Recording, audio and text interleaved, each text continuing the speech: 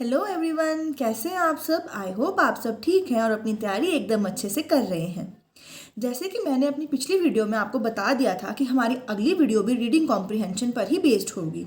और जैसे कि आप लोगों ने मुझे अपने कमेंट सेक्शन में बता दिया है कि मैम थोड़ा कंपैरेटिवली इजी पैसेज लेके आइए, तो मैं आज आपके लिए इजी पैसेज ही लेके आई हूँ। लेकिन पैसेज स्टार्ट करने से पहले मैं आपसे दो बातें कहना चाहूँगी। सबसे पहली बात तो ये कि आज आप सारे कमेंट सेक्शन पे एक पॉजिटिव कमेंट करेंगे, जिस पॉजिटिव कमेंट में आप ये बोलेंगे कि आप इंग्लिश में स्ट्रांग हैं। बहुत से स्टूडेंट्स ये कहते हैं कि मैम हमसे नहीं हो रहा, कुछ ट्रिक्स दे दीजिए। ट्रिक्स कुछ नहीं है, हम लोग को स्मार्ट बनना है, हम लोगों को अपना सबकॉन्शियस माइंड एक्टिवेट करना है। और वो कैसे एक्टिवेट होगा, मैंने कल ही आपसे बात की थी कि वो एक्टिवेट होगा पॉजिटिवनेस से। तो सबसे पहले आप लोग कमेंट सेक्शन पे एक पॉजिटिव कमेंट कीजिए, जिस पॉजिटिव कमेंट में आप ये बोलेंगे कि we are efficient, we are good at English, हम लोग को कोई प्रॉब्लम नहीं है, वी आर गुड। ठीक है, हम लोग गुड है, हम लोगों को कोई प्रॉब्लम नहीं है, हम लोग इजीली चीज़ों को कर सकते हैं। अगर क्योंकि देखिए, अगर आप लोग पेसिमिस्टिक थॉट से अपना ब्रेन भर के रखेंगे ना तो काम नहीं होगा। ठीक है, तो सबसे पहली बात तो भाई ये है। उसके बाद दूसरी बात जो मैं आपसे करना चाहूँगी वो ये करना चाहूँगी कि पैसेज जिस भी तरीके का है, ठीक है, पैसेज जैसा भी है, आपको उसमें कोई भी प्रॉब्लम नहीं होनी चाहिए। पैसेज जैसा भी हो, ठीक है, उस किसी भी टॉपिक पर बेस्ड पैसेज हो। हम क्या कर रहे हैं, हम तो टेक्निक सीख रहे हैं ना, हम टेक्निक सीख रहे हैं और हमारी टेक्निक स्मार्टनेस बेस्ड है। जो हम प्रैक्टिस से स्मार्टनेस अपने अंदर ले आएंगे, तो पैसेज किसी भी टॉपिक पे हो, हम लोगों को फिक्र नहीं करनी है, हम लोगों को अपनी टेक्निक पे काम करना है। ठीक है, ट्रिक्स जैसा कुछ नहीं होता, मैंने आपको बता दिया, ट्रिक्स जैसा कुछ नहीं होता। ये ट्रिक्स सिर्फ आपको टेक्निक बताने के लिए कि आप इसको अप्रोच कैसे कीजिए। उसके बाद प्रैक्टिस से स्मार्ट आपको खुद होना है। ठीक है ना, प्रैक्टिस से स्मार्ट आपको खुद होना है। तो चलिए, अगर जिसने हमारी पिछली वीडियो नहीं देखी है जिसमें हमने कंप्लीट टेक्निक को अच्छे से डिटेल में डिस्कस किया है, तो वो प्लीज़ जाके पहले पिछली वीडियो देख लीजिए। और अगर आप लोगों ने वो वीडियो देख ली है, तब भी मैं आपको शॉर्ट में बता देती हूँ कि हमारी टेक्निक क्या थी।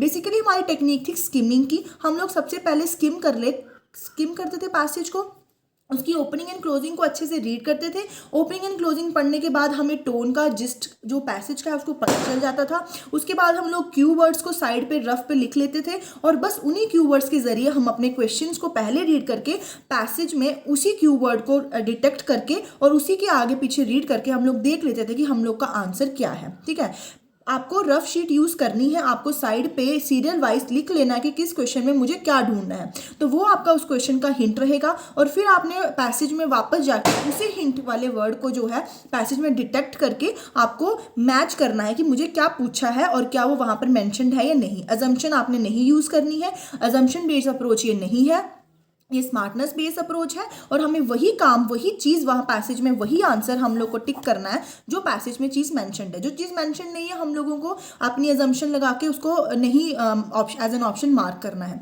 और दूसरी चीज़ मैं आपको ये भी बता दूं कि अगर आप लोग पैसेज को कॉम्प्रीहेंड करेंगे ना, अगर आप पैसेज को पूरा कॉम्प्रीहेंड करेंगे, जैसे कि आप उसी पे टाइम लगा दिया, आपने 5 to 6 मिनट्स आप पैसेज पे ही लगे रहे, तो बिलीव मी आप एजम्पशन बेस्ड आंसर्स ही करोगे। क्योंकि अगर हम किसी चीज़ को ज़्यादा पढ़ लेते हैं ना, तो उस पर हमारा जो आइडिया है वो फ्रेम होने लग जाता है। जैसे अगर आप लोग, जब हम लोग छोटी क्लासेस में पढ़ते हैं, हम लोग 8, 9, 10 में जब पढ़ते हैं, तो हम लोगों को कोई भी स्टोरी सुनाई जाती है, उसके बाद बोलते हैं कि मॉरल ऑफ द स्टोरी बताओ, आपने स्टोरी से क्या सीखा।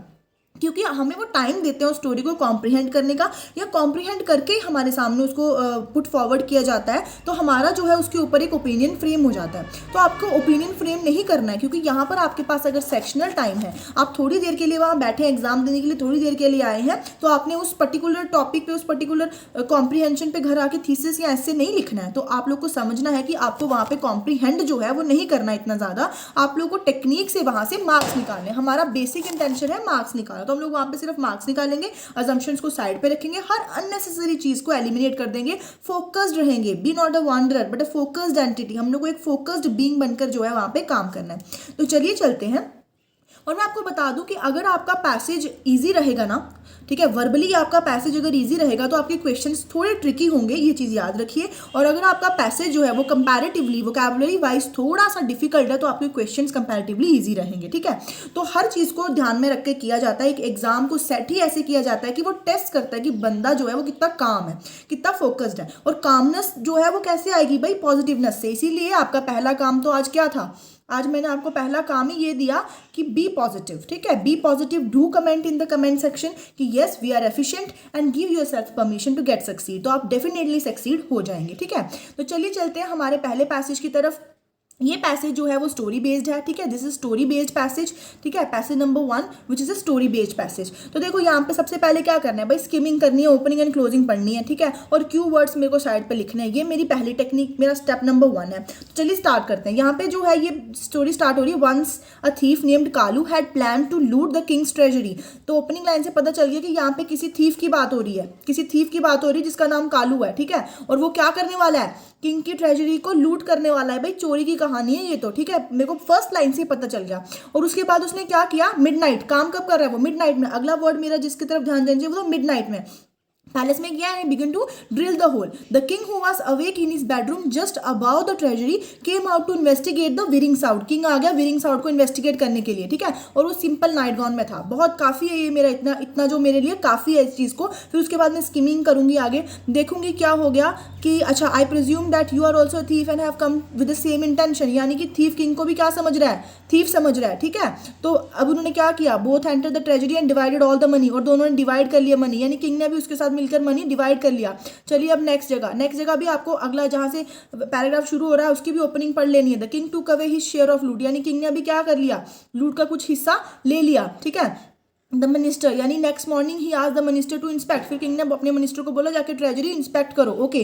Q words, inadvertently by the thief, ठीक है। तो यहाँ the minister saw to his order that all the valuables were missing, minister ने देख लिया कि वैल्यूएबल्स जो थे वो मिसिंग थे, ठीक है, और एक जो डायमंड था रह गया था, ठीक है। The king particularly inquired, do you mean that the thief has completely denuded the treasury of its valuables and not a single item has been left, यानी कि जो मिनिस्टर है उसने बोल दिया कि कुछ भी नहीं बचा है, ठीक है, और किंग ने इंक्वायर कर लिया कि क्या पक्का यही है, ठीक है। उसके बाद अकम्प्लीस, प्रीवियस लिख लीजिए क्यू वर्ड साइड पे, ठीक है। फिर उसके बाद क्या हो गया भाई, यहाँ पर अगला देखिए, यहाँ पर बात हो रही है the king asked the police, यानी पुलिस चीफ भी आ गया है स्टोरी में, एक कैरेक्टर और आ गया पुलिस चीफ, ठीक है, ठीक है। तो search the pockets of the minister, भाई ये क्या हो गया, थीफ के पॉकेट्स के बजाय मिनिस्टर के पॉकेट्स को चेक किया जा रहा है, ठीक है, यानी कि स्टोरी जो है वो एक टर्न ले चुकी है। उसके बाद king told to his courtiers, here is the minister who is a liar and a thief and here is a thief who is a truthful gentleman. देखिए अब मुझे आइडिया लग चुका है ये सब करने के बाद और क्यू वर्ड्स पढ़ने के बाद कि ये स्टोरी थीफ पर बेस्ड थी, किंग पर बेस्ड थी, किंग के मिनिस्टर और पुलिस चीफ पर बेस्ड थी। तो आइए देखिए क्वेश्चन क्या है। क्वेश्चन को आपने क्यू वर्ड में साइड पर लिख लेना। The king came out in the middle of night in order to, तो मैंने आपको बता दिया था कि भाई विरिंग साउंड को सुन के वो बाहर आया था। तो यहाँ पर देख लीजिए एज इट इज यहाँ पर दिया हुआ है, देखिए एज इट इज यहाँ पर दिया है, फाइंड आउट द यहाँ पे दिया हुआ है फाइंड आउट द सोर्स, ठीक है। क्या बोला हुआ है कि किंग क्यों बाहर आया था, find out the source of and reason of the sound he had heard. तो यहाँ पर सीधे सीधे आप ऑप्शन सी जो है वो मार्क कर देंगे। आपने ओपनिंग पढ़ते वक्त ही ये चीज पढ़ ली है कि वो साउंड को सुनता हुआ बाहर आया था, ठीक है। अब इसके लिए आपको बार बार आगे पीछे जाने की जरूरत भी नहीं है, क्यू वर्ड्स भी लिखने की जरूरत नहीं है, तो आपको ऐसे ही सॉल्व हो गया ओपनिंग एंड क्लोजिंग पढ़कर ही।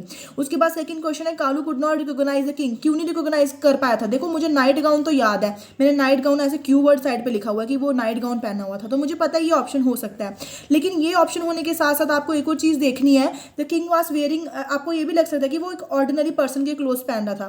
भाई कैसे, देखो आप अगर आप कहानी कॉम्प्रिहेंड करोगे ना तो आपको लगेगा ये तो उसने तो ऑर्डिनरी क्लोथ पहने थे, लेकिन हो सकता है कि उसने उसके क्लोथ ऑर्डिनरी कैसे हो सकता है, उसके नाइट गाउन में ज्वेल्स लगे हों, फिर वो ऑर्डिनरी हुआ नहीं हुआ ना।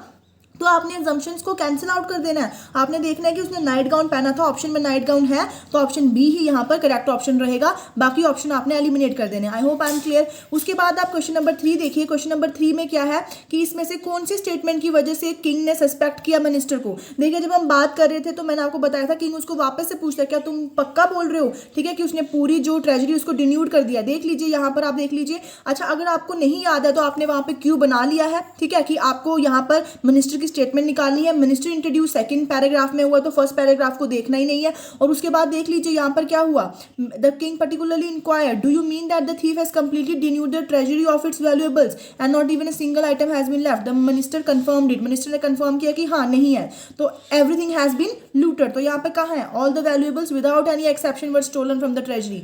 वहां पर उसने डायमंड की बात मिनिस्टर ने किंग से की नहीं है, ठीक है, सब कुछ चोरी हो गया उसने ये बोला है, ठीक है। तो यहाँ पर बाकी ऑप्शंस में आप देख लीजिए, ठीक है, बोला है कि एक पीस डायमंड बच गया है, ऐसे तो उसने कोई बात नहीं की। डायमंड की सर्च जो थी उसकी वजह से देखो किंग ने बताया नहीं था मिनिस्टर को कि अंदर डायमंड है, तो उसकी सर्च कहाँ से होगी, अभी तक नहीं होगी ना। और थीफ वाज लाइंग, तो थीफ तो अभी आया ही नहीं था, अभी तो मिनिस्टर के बीच में बात हो रही, तो ऑप्शन बी यहाँ पर करेक्ट ऑप्शन हो जाएगा। मिनिस्टर हॉरिफाइड क्यों हुआ था, वो हमने स्कीमिंग के दौरान ही पैसेज में देख लिया था कि सारे वैल्यूएबल्स किंग के ट्रेजरी से मिसिंग थे। तो यहाँ पे फोर्थ ऑप्शन का आंसर ए जो हो जाएगा राइट ऑप्शन हो जाएगा। चलिए चलिए चलते हैं अब आगे हमारे वोकैबुलरी बेस्ड क्वेश्चन आगे।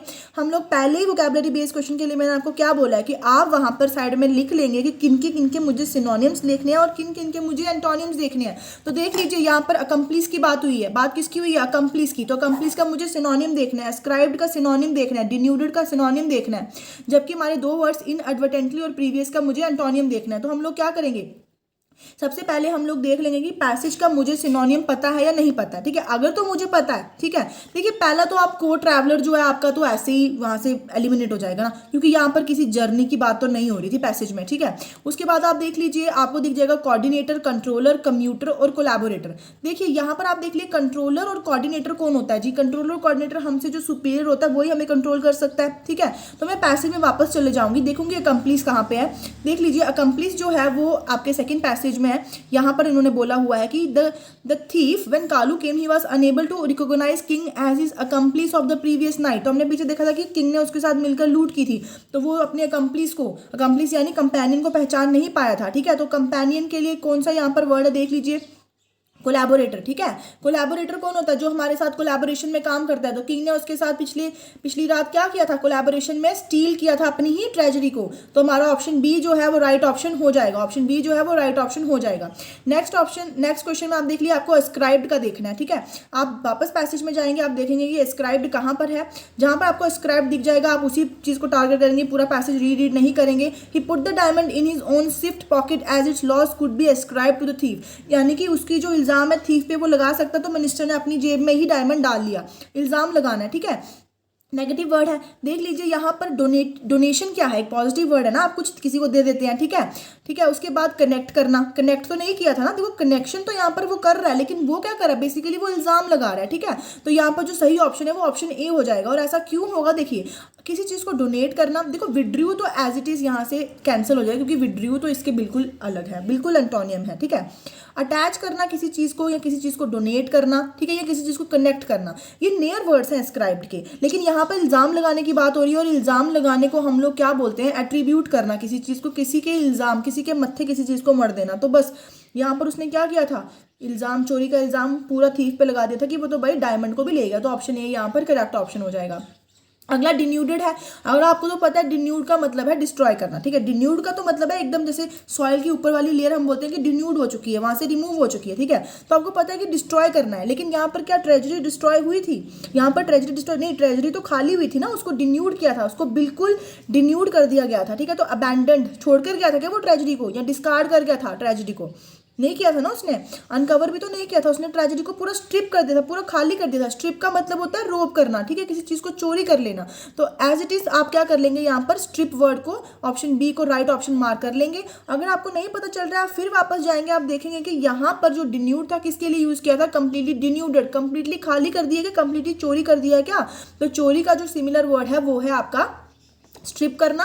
तो इसीलिए ऑप्शन बी आपका करेक्ट ऑप्शन हो जाएगा। बाकी मुझे याद है कि मुझे आगे एंटोनियम्स ढूंढने हैं, और ढूंढने इनएडवर्टेंटली के और प्रीवियस के। तो प्रीवियस का देखिए आपको मालूम है, प्रीवियस होता है पिछला दिन। ठीक है, पिछला दिन अगर नहीं पता चल रहा तो प्रीवियस नाइट देखो, आपको पता चल जाएगा। ठीक है, तो प्रीवियस नाइट की बात हो रही है, तो यानी कि अब नेक्स्ट नाइट की बात होगी, और नेक्स्ट का जो नियर मीनिंग है वो क्या है, सब्सिक्वेंट, यानी आने वाली। ठीक है, आने वाली। मॉडर्न नॉवल प्रीसीडिंग तो पिछली होगी और न्यू भी नहीं होती। अगर आपको प्रीवियस का बोला जाएगा तो आप उसका एंटोनियम क्या लिखोगे भाई, नेक्स्ट लिखोगे, और नेक्स्ट का मतलब क्या होता है, subsequent.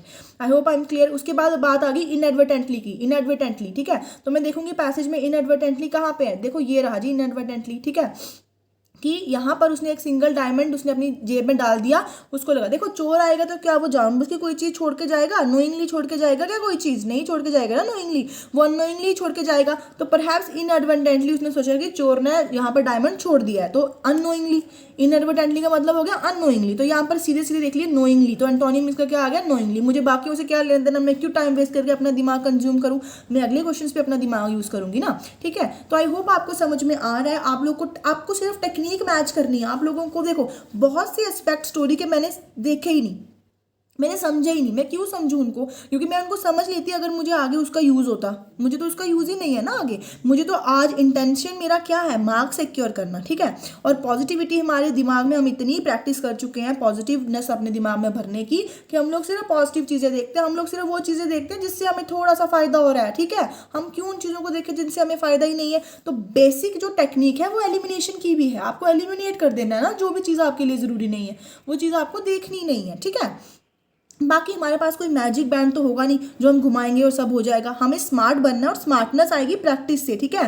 There is no other way to, ठीक है, टू गेन दैट स्मार्टनेस। आपको स्मार्टनेस जो आएगी वो पॉजिटिव एटीट्यूड से आएगी, ठीक है। पहले तो आपको पॉजिटिव एटीट्यूड रखना है लाइफ के साथ हर चीज़ के साथ आप पॉजिटिव एटीट्यूड रखिए। अगर आपका एटीट्यूड पॉजिटिव नहीं होगा ना, बिलीव मी, चीज़ें नहीं होंगी, ठीक है। First you give yourself the permission to get succeed and you will definitely will, ठीक है। तो आप डेफिनेटली सक्सीड हो जाएंगे अगर आप अपने आप को परमिशन दे देंगे सक्सीड होने की। चलिए अब आगे चलते हैं, पैसेज नंबर 2 देखते हैं। ये भी बहुत इजी पैसेज है, बस मैंने आपको जैसे बता दिया कि जो आपका प्रीसीडिंग पैसेज था वो स्टोरी बेस्ड था। ये थोड़ा सा टेक्निकल है, पर आपको जिस तरह का भी पैसेज हो उससे कोई लेना देना नहीं है। आप लोगों को क्या है, सिर्फ टेक्निक पे फोकस करना है। तो सबसे पहले क्या करना है, देखिए, अगर आप लोग प्रैक्टिस करना चाहते हैं तो इसी टाइम पे आप ये स्क्रीनशॉट ले लीजिए, ठीक है। पैसेज का स्क्रीनशॉट ले लीजिए और फिर क्वेश्चंस का भी स्क्रीनशॉट ले लीजिए। और क्वेश्चंस का स्क्रीनशॉट लेने के साथ साथ आप लोग क्या कीजिए, मेरे साथ जो है इसको सॉल्व करने की कोशिश कीजिए, ठीक है। तो सबसे पहले हमें क्या करना है, स्कीमिंग करनी है, ओपनिंग एंड क्लोजिंग लाइंस पढ़नी है। चलिए पढ़ते हैं, ठीक है। On attending a conference which focused on the role of the services sector in Indian economy I was amazed. यानी बात किसकी हो रही है, सर्विस सेक्टर्स के रोल की। मुझे नहीं पता पॉजिटिवली बोल रहे हैं उसके लिए नेगेटिव, ठीक है। तो conference gave a very interesting perspective on the role of the service sector in the growth of Indian economy, ठीक है। The current situation in India is that the growth rates of services has overtaken both agriculture and industry. देखिए यहाँ पर बात हो रही है positive of service sectors की, कि सर्विस सेक्टर्स ने इंडिया की इकोनॉमी को बूस्ट किया हुआ है, ठीक है। और आपकी जो एग्रीकल्चर और मैन्युफैक्चरिंग है उसको भी सरपास कर दिया। बहुत हो गया, इसको ज़्यादा नहीं पढ़ना है, क्यों पढ़ूँ मैं ज़्यादा भाई। चलिए अब आगे। However the only setback for Indian economy is the lack of growth in the manufacturing sector. यानी कि यहाँ पर बात किसकी हुई है, हाउएवर एक नेगेटिव वर्ड है, यहाँ से आइडिया चेंज हुआ है और किस चीज़ की तरफ गया हुआ है, इंडियन इकोनॉमी का लैक क्या है जी, मैन्युफैक्चरिंग सेक्टर। क्योंकि उसकी वजह से हम लोग किस पे डिपेंडेंट है, अदर कंट्रीज पे। हमें अपनी कंट्री का मैन्युफैक्चरिंग सेक्टर स्ट्रॉन्ग करेंगे तो जॉब्स हम with in the country generate करेंगे ना, हमें बाहर की कंट्री नहीं जाना पड़ेगा जॉब करने के लिए, ठीक है। तो अब मैं इससे ज़्यादा नहीं पढ़ूंगी, मैं एंडिंग पढ़ लूंगी। Apart from that health and education should be the priority of the government, particularly the education of women to reduce the birth rate. अब यहाँ पे बर्थ रेट कहाँ से आ गया भाई, इसके लिए मैं वापस जाऊंगी, देखूंगी पॉपुलेशन। बर्थ रेट से पॉपुलेशन बढ़ेगी। As the population of India grows so also does the number of dependents in the population in both the lower and higher age group. देखो जैसे पॉपुलेशन पॉजिटिव वे में बढ़ती जाएगी तो dependency भी बढ़ती जाएगी। ये भी मेरे को पैसेज से क्लियर हो गया, स्कीमिंग करने से ही क्लियर हो गया कि भाई डिपेंडेंसी बढ़ती जाएगी, पॉपुलेशन बढ़ेगी तो डिपेंडेंसी बढ़ जाएगी। जॉब्स तो मैन्युफैक्चरिंग सेक्टर में है नहीं, तो ज़्यादा लोग अगर डिपेंडेंट होंगे तो इकोनॉमी कैसे बूस्ट होगी, नहीं होगी ना। जब ज़्यादा लोग डिपेंडेंट हो तो इकोनॉमी बूस्टअप नहीं होगी, ठीक है। तो ये चीज़ आपको ध्यान में रखनी है। हो गया, चलो इसके बाद अब हमारी टेक्निक क्या है, हम लोग को क्वेश्चंस देखने हैं, कीवर्ड्स बनाने हैं और फिर एलिमिनेशन से फटाफट या फिर उसी कीवर्ड को पैसेज में जो उसका सिमिलर वर्ड है उधर से ही हमने रीडिंग करना शुरू करना है। पूरा पैसेज बार बार नहीं पढ़ना है, ठीक है। ये हमारी टेक्निक है। तो सबसे पहले हमें बोल दिया कि आपको ऑपोजिट वर्ड निकालना है वोलेटाइल का। वोलेटाइल का ऑपोजिट निकालना है। अगर आपको पता है कि वोलेटाइल का मतलब क्या होता है, ठीक है, स्टेबल नहीं हो, जो अगर आपको मालूम है तो ठीक है, आप लोग सीधे देख लेंगे कि भाई जो स्टेबल है वो इसका ऑपोजिट होगा, यानी कि ऑप्शन सी। लेकिन अगर आपको नहीं पता है तो आप क्या करेंगे, वापस से पैसेज में जाएंगे, घबराएंगे नहीं, वैसे से पैसेज में जाके आप देखेंगे क्या लिखा है, प्रीसीडिंग एंड एक्सीडिंग लाइन देखेंगे। The service sector has the highest growth rate, service sector का हाईएस्ट ग्रोथ रेट है and is the least volatile. जिस चीज़ का हाईएस्ट ग्रोथ रेट है क्या वो अनस्टेबल हो सकती है, नहीं हो सकती ना। इसलिए यहाँ पर जो वर्ड लीस्ट है ना, यही आपको पूरा आइडिया दे देगा कि लीस्ट जो है ये एक नेगेटिव वर्ड है और ये वोलेटाइल के साथ लगा हुआ है, यानी कि वो कम वोलेटाइल है। क्या बोला जा रहा है कि वो कम वोलेटाइल है, कम वोलेटाइल है, यानी कि वो एक इस्टेब्लिश्ड अगर सेक्टर है उसके पॉजिटिव बताए जा रहे हैं तो ये तो नहीं बोला जाएगा ना कि वो अनस्टेबल है, यानी कि वो क्या है जी, स्टेबल है। हमें मालूम चल गया कि वो क्या है, स्टेबल। यहाँ से भी आप आइडिया लगा सकते हैं कि ऑप्शन सी ही राइट ऑप्शन होगा। उसके बाद अगर आप नेक्स्ट क्वेश्चन देखें तो अब वहाँ पे यहाँ पर आपने कीवर्ड में बना दिया हुआ है कि ऑथर का क्या मतलब था, रिडक्शन इन पॉपुलेशन। देखो जब मैंने बर्थ रेट लास्ट लाइन पढ़ी तो मैं फिर पॉपुलेशन वाली लाइन में गई, मैंने देखा कि भाई पॉपुलेशन बढ़ेगी तो डिपेंडेंसी बढ़ेगी। तो यहाँ पर बोला कि ऑथर का क्या मतलब, जब उसने बोला कि reduction in population there can be a boost in the economy, अगर रिडक्शन होगी पॉपुलेशन में तो इकोनॉमी में बूस्ट हो जाएगी, ठीक है। तो क्या हो जाएगा, देखिए आप ऑप्शन पढ़िए, ठीक है। पहले ऑप्शन में लिखा है in the coming years the Indian economy will grow as the service sector of the country would be booming. नहीं, सर्विस सेक्टर तो ऑलरेडी बूम कर चुका है, तो ये ऑप्शन एलिमिनेट हो गया। Opportunity to grow as the working population of India will be high as compare to dependent population. हाँ, पॉपुलेशन कम होगी तो वर्किंग पॉपुलेशन ऑटोमेटिकली हाई हो जाएगी, ठीक है। और डिपेंडेंट पॉपुलेशन हमने तो ऐसे ही कंट्रोल कर ली, तो ये ऑप्शन मैं साइड पे रखूंगी। हो सकता है ऑप्शन बी मेरा क्या हो, राइट ऑप्शन हो, ठीक है। तो सी अगर ऑप्शन देखें तो small period of time in which the economy of India has to grow, देखो फेल कर जाएगी तो अगर रिकवर नहीं करेगी, इसके बारे में कहीं बोला ही नहीं है पैसेज में, तो ये ऑप्शन ऑटोमेटिकली एलिमिनेट हो गया। फर्स्ट भी एलिमिनेट हो चुका था। Only up to the next 2 decades would Indian people be interested, ऐसे तो नहीं बोला है ना कि सिर्फ अगले 20 सालों तक ऐसा होगा, तो ये भी एलिमिनेट हो जाएगा। तो ऑप्शन बी बिना जाए पैसेज में जाए हुए ऑप्शन बी जो है वो करेक्ट ऑप्शन हो जाएगा। देखिए मैं आप लोगों के साथ काम कर रही हूँ, इसीलिए कर रही हूँ क्योंकि ये पॉसिबल है, ठीक है। ये पॉसिबल है, मैं इसीलिए ये काम कर रही हूँ। तो आप लोगों के लिए भी ये पॉसिबल है। वो कैसे है, आपको स्मार्ट अप्रोच लगानी है, आपको थोड़ा सा वर्क करना पड़ेगा। और सबसे पहली चीज़ तो आपको अपने ब्रेन को पॉजिटिविटी से भरना पड़ेगा। जब तक आप पॉजिटिविटी से ब्रेन को नहीं भरेंगे काम नहीं होगा, ठीक है। तो do mention in the comment section, ठीक है। आप लोग अपने आप को पॉजिटिवनेस से भरिए, मेडिटेशन करिए रोज और अपने सबकॉन्शियस माइंड को एक्टिवेट कीजिए, ठीक है। चलिए अब थर्ड क्वेश्चन देखिए। थर्ड क्वेश्चन में बोला है कि सिमिलर वर्ड बताओ सेटबैक का। अगर किसी को मालूम है कि सेटबैक का मतलब ड्रॉबैक है, डिसएडवांटेज है, तो वो तो सीधे बोल देगा कि भाई एडवांटेज तो हो ही नहीं सकता, ना फर्दरेंस है ना सक्सेस है। इम्पेडिमेंट का मतलब आता हो नहीं आता हो, लेकिन हमें पता चल जाएगा कि ऑप्शन बी ही करेक्ट है, क्योंकि सक्सेस का मतलब जो है वो आपको आता है। लेकिन फिर भी अगर आपको पता नहीं चल रहा, आप वापस जाएंगे पैसेज में, देखेंगे सेटबैक कहाँ है, ठीक है। तो only setback is a lack of growth, तो ये नेगेटिव कनोटेशन है, तो नेगेटिव चीज़ का जो सिनोनिम है वो भी नेगेटिव होगा। यहाँ पर सक्सेस जो है वो पॉजिटिव है, एडवांटेज पॉजिटिव है, फर्दरेंस भी पॉजिटिव है, आगे बढ़ने को बोलते हैं, तो ऑटोमेटिकली ऑप्शन बी जो है वो आपका करेक्ट ऑप्शन हो जाएगा। I hope I am clear. अगला क्वेश्चन देखिए, to change the bad sectors to good sectors, हमें बैड सेक्टर्स को गुड सेक्टर्स में चेंज करना है। इससे ऑथर का क्या मतलब है, देखिए उसने बोला था कि बैड सेक्टर्स कौन से हमारी जिनसे इकोनॉमी इतनी ज़्यादा नहीं जनरेट हो रही, ठीक है। क्यों, क्योंकि एग्रीकल्चर और मैन्युफैक्चरिंग सेक्टर जो है वो थोड़ा सा लैक में है, और उसको ठीक करने के लिए उसने क्या बोला कि हमें उस पर खास ध्यान देना पड़ेगा, ठीक है। तो पहले हम ऑप्शन देख लेंगे। जब बड़े लेंथी ऑप्शंस होते हैं ना, तो आपको क्या करना चाहिए, ऐसे क्वेश्चन को स्किप करना चाहिए अगर टाइम नहीं है तो, ठीक है। लेकिन अगर टाइम है तो आपको इन ऑप्शंस को रीड करना है। आपको देखना है क्या है, deal with the problem poverty, is it important to distinguish between good and bad sectors. देखो ऐसा नहीं बोला था उन्होंने कि आप गुड एंड बैड सेक्टर्स को देख लो और इंकरेज करो पीपल को कि आप सिर्फ गुड सेक्टर्स में देखो। देखो इससे क्या होगा, क्या बैड सेक्टर्स इंप्रूव हो जाएंगे, ऐसा तो नहीं था। उन्होंने बोला था कि बैड सेक्टर्स को भी इंप्रूव करके गुड सेक्टर्स बनाना है, ठीक है। तो यहाँ पर देखो ये तो ऑप्शन एलिमिनेट हो गया। ऐसा थोड़ी बोला था कि सिर्फ गुड सेक्टर्स में जॉब करो, बैड सेक्टर्स को छोड़ दो, ऐसा नहीं बोला था। उनको बोला कि बैड सेक्टर्स को इंप्रूव करो। The government should make efforts to improve the sectors that are not functioning well in order to create job opportunities in those sectors and in turn eradicate poverty. तो इसको मैं थोड़ा रखूंगी कि हो सकता है ये हो। Poverty alleviation is possible only if the government understands the importance of good sectors and provide it with necessary opportunities. Obviously जब तक आप opportunities provide नहीं करेंगे तो कहाँ से sector improve होगा। तो ऑप्शन बी और ऑप्शन सी जो है मेरे रहेंगे, हिंट मेरे लिए रहेगा कि इन दोनों में से हो सकता है कोई एक ऑप्शन हो। मैं पहला एलिमिनेट कर चुकी हूँ और मैं लास्ट वाला देख लेती हूँ। Outsource to the other under privilege countries, देखो ऐसा नहीं है कि आप अंडर प्रिविलेज बाकी कंट्रीज़ को जॉब दे दो अपनी कंट्री, बाकी कंट्रीज़ के एम्प्लॉयज़ को जॉब दे दो अपनी कंट्रीज़ में, तो आप इरेडिकेट कर लोगे पॉवर्टी को, ऐसा भी नहीं। तो ऑप्शन डी भी क्या हो गया जी, एलिमिनेट हो गया, ठीक है। अब देख लीजिए दो ऑप्शन तो एलिमिनेट हो गए, दो यहाँ पर हैं, ठीक है। तो गवर्नमेंट को एफर्ट्स करने चाहिए इंप्रूव करने के लिए सेक्टर्स जो फंक्शनिंग नहीं कर रहे हैं वेल, ठीक है। Government understand the importance of good sectors and provides it with necessary opportunities. देखो in order to create great job opportunities आपको क्या करना पड़ेगा, उस कंपनी को उन सेक्टर्स को अच्छे से काम कराना पड़ेगा।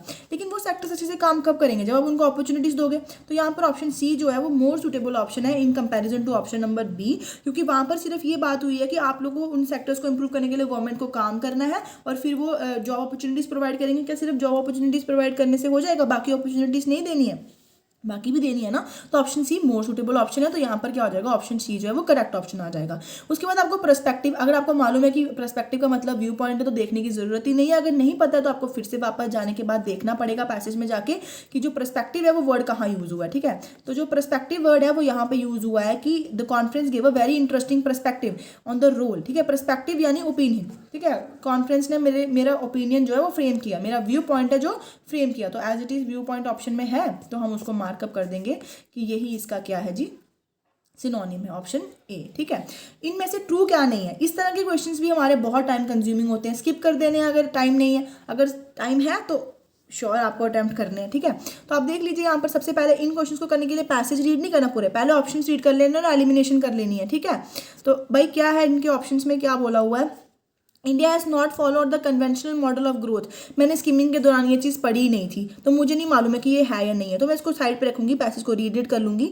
The service sector of country has made a mark on the IT and financial, ये तो मैंने रीड किया, मेरे को पता है, मार्क बना लिया, तो ये तो ट्रू है, नॉट ट्रू नहीं है। India has become self reliant and does not have to depend on other countries because of the development in the manufacturing. को सामने सामने दिख गया मुझे क्या करना है, ये ऑप्शन में सामने ही दिख गया कि मैन्युफैक्चरिंग सेक्टर सेल्फ रिलायंट हो चुका है। सबकी स्टार्टिंग में ही बात कर ली थी कि एग्रीकल्चर और इंडस्ट्रीज और मैन्युफैक्चरिंग सेक्टर इतना इंप्रूव नहीं हुआ इंडिया का। तो सीधे सीधे ऑप्शन डी जो है वो हमारा करेक्ट ऑप्शन हो जाएगा। मुझे पैसेज रीड करने की जरूरत ही नहीं पड़ी, अगर मैं एक एक ऑप्शन को पीछे क्रॉस चेक कर लेती ऑप्शंस पढ़ने से पहले ही तो बहुत टाइम कंज्यूम होता। जो लेंथी ऑप्शंस वाला क्वेश्चन होगा या जो आपने स्कीमिंग के दौरान नहीं देखा होगा उसके आप पहले क्या पढ़ लेंगे, ऑप्शंस पढ़ लेंगे, एलिमिनेट कर लेंगे। अगर आपको डायरेक्ट एक ऑप्शन दिख रहा है कि गलत है क्योंकि उसके अगेंस्ट बात हुई है पैसेज में, तो आप उसी को बोल देंगे कि that is not true in the passage. तो ऑप्शन डी आपका करेक्ट ऑप्शन जो है यहाँ पर क्वेश्चन नंबर 6 के केस में हो जाएगा। चलिए चलते हैं आगे, क्वेश्चन नंबर 7 को देखिए। तो ग्रोथ ऑफ सर्विस सेक्टर के बारे में क्या बोला जा सकता है, ठीक है। ग्रोथ ऑफ सर्विस सेक्टर आपको पता कि उसके पॉजिटिवनेस के बारे में बात किया था, ठीक है। इंडिया एक एग्रीगेरियन इकोनॉमी है and is not ready to shift. नहीं, हम लोग ऑलरेडी शिफ्ट कर चुके हैं, कभी तो शिफ्ट नहीं किया होता तो कहाँ से ग्रोथ हो रही होती भाई सर्विस सेक्टर की। उन्होंने बोला कि it has already jumped towards the service sector, ठीक है। The expansion of service sector in India was seen mainly because of the growth of agriculture sector। नहीं, उल्टा बोला था, एग्रीकल्चर सेक्टर की ग्रोथ हो रही है सर्विस सेक्टर की वजह से। Cannot run on the basis of service sector, ये तो बिल्कुल ऑपोजिट हो गया, ये कहाँ से आ गया।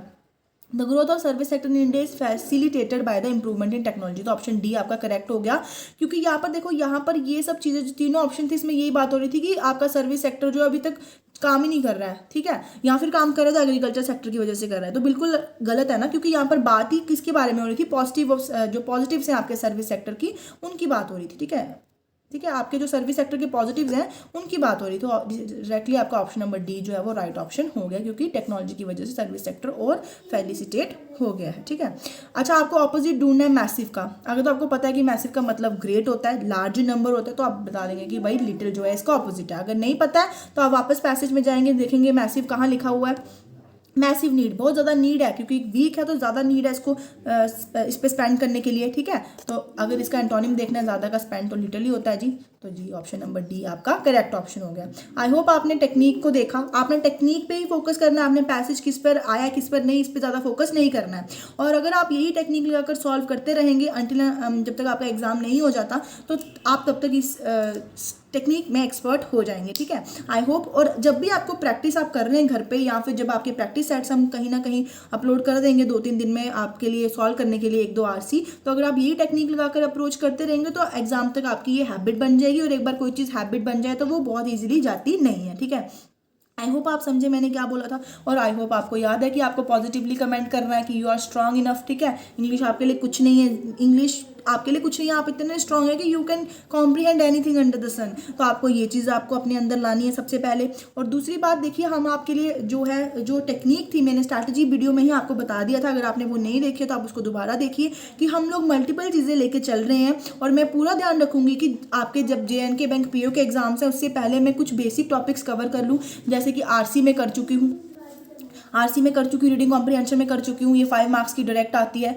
मैं आपके लिए नेक्स्ट वीडियो पैरा जंबल्स पे और सेंटेंस रीअरेंजमेंट पे लेके आऊँगी, जो आप JKSSB class 4th as well as जो आपका JNK बैंकिंग एसोसिएट और JNK बैंक PO है उसके लिए इंपॉर्टेंट है। एरर्स का जो वीडियो हम कंटिन्यू रखेंगे, वोकैबुलरी तो हम अपनी स्ट्रॉन्ग करते रहेंगे, जो बकेट है हम फिल करते ही रहेंगे, उसके लिए आपको टेंशन लेने की ज़रूरत नहीं है। एंटोनियम सिनोनियम जैसे ही आज आपने जो मेरे साथ किए यहाँ पर RC में, आप उनको भी अपनी वर्ड बकेट में डाल लीजिए, उनको भी मेमोराइज करते रहिए। और बार बार, जैसे आज के बाद आप हिंट वर्ड यूज़ नहीं करेंगे, आप उसके लिए क्यू वर्ड यूज़ करेंगे। अगर आपको किसी चीज़ को बताना है कि वो ज़्यादा है तो आप ज़्यादा ज़रूरत है तो आप मैसिव ही यूज़ करेंगे, आप उसके लिए पुराने वर्ड्स को यूज़ नहीं करेंगे, उसी से आपके वर्ड जो है वो सबकॉन्शियस माइंड में स्ट्रॉन्ग होंगे। और मैंने आंसर्स यहाँ पर मेंशन कर दिए हैं, आप दोबारा टैली कर सकते हैं, ठीक है। और उसके बाद देख लीजिए यहाँ पर मैं आपको एक चीज़ बोलना चाहूँगी कि बहुत से लोग समझते हैं या कहते हैं कि चीज़ें नहीं होंगी, ठीक है। तो क्वेश्चन ये नहीं है कि आप कर सकते हैं नहीं कर सकते, क्वेश्चन ये है कि क्या आप तैयार हैं करने के लिए, are you ready, will you do this, ठीक है। तो आपका आंसर येस होना चाहिए, पॉजिटिव होना चाहिए कि हम रेडी हैं करने के लिए। और मेरी बात हमेशा याद रखिएगा कि जब तक आपके अंदर पॉजिटिवनेस नहीं होगी आप काम नहीं कर पाएंगे, ठीक है। आई होप यू अंडरस्टूड कि मैं आज क्या बोलना चाहती थी, मेरी टेक्निक आपको थोड़ी समझ आई और आप इसी टेक्निक पर बेस्ड प्रैक्टिस कीजिए और ज़रूर बताइए कमेंट सेक्शन में कि क्या आप लोगों को ये टेक्निक वर्क करती भी है या नहीं, ठीक है। और अगर आपके पास इससे भी स्मार्ट अप्रोच है तो वो भी हमारे साथ डिस्कस कीजिए, क्योंकि हम पूरी फैमिली जो है एक दूसरे की ग्रोथ के लिए काम कर रहे हैं, है ना। तो हम लोगों को एक दूसरे की हेल्प करनी है। तो आप लोगों के पास अगर इससे बेटर टेक्निक है तो आप कमेंट सेक्शन में ज़रूर बताइए, हम उसी टेक्निक से काम करने की कोशिश करेंगे। Thank you and keep studying. Thank you.